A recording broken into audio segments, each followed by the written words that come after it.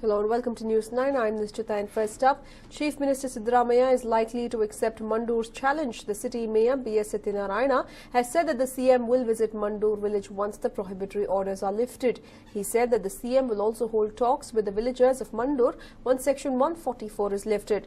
Katta Satyanarayana went so far as to say that he will also stay in the village, but it seems like more talks by the officials and no action as the garbage continues to be forcefully dumped in the village.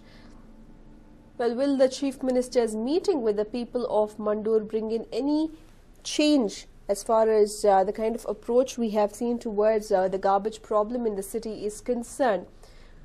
We also tried to speak to B.S. Satyanarayana just a while back, but he seemed busy evading the questions and even slammed the phone down when we asked him what his plan for the next 6 months were, since they were once again asking for a margin period.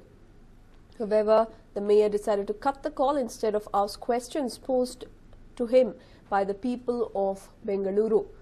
The Chief Minister might visit Mandur to interact with the villagers who are now being forcefully confined to their houses thanks to Section 144 being imposed, and the garbage is being dumped in their village despite them making it clear that their houses have turned into living hells because of the kind of environment being provided to them by the government.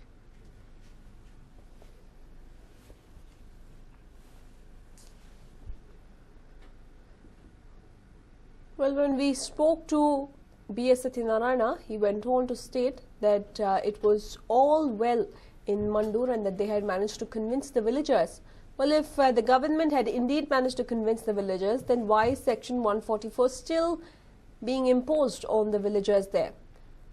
We had extensively covered what the villagers had to say, and they had very clearly stated that they will not allow any of the garbage to be dumped in their village anymore, as it has spoiled the soil, it has spoiled their air, and it has also spoiled their water. They have been living with diseases and ailments because of the garbage being dumped. When questioned as to whether they are willing to give 8 months' time to the people of Bengaluru, to the government, to make an alternate arrangement, they went on to state that if they need 8 months' time, then they are welcome to dump the garbage in their own houses rather than in Mandur. But what will the Chief Minister do if he visits the villagers? How will he convince them, or how will he bring about a solution? Well, let's look at the larger picture here. It's not about convincing the villagers. They have been living in hell because of the garbage, because of the unsegregated garbage being dumped in their village. So a solution needs to be brought out. People should be asked to segregate the garbage at source, and the 90% of organic garbage that is produced in Bengaluru should be utilized for better purposes, whereas all the dry waste should be recycled. 2 years back, the BBMP, under the leadership of Rajneesh Goyal, had come up with these ideas, but there was no implementation on their part. But this time around, it seems to be even worse, as Section 144 has been imposed to forcefully dump the garbage in Mandur village despite the villagers staging a peaceful protest.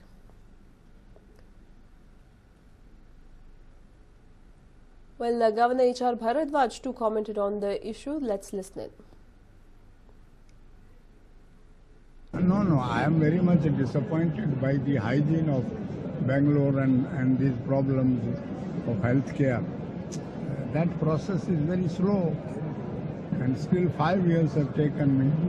I have not discovered the cause of why this rubbish lies on the street of Karnataka. These are things which are not good and given priority.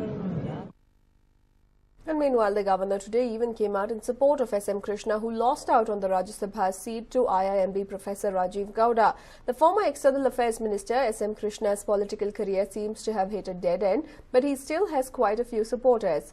Let's listen to what the governor had to say. It won't be fair for me to comment, because S.M. Krishna is still active member of the party. He may be knowing it, why he was denied this. But I had to resign midway as my Rajya Sabha. You know, so all these things do happen in politics.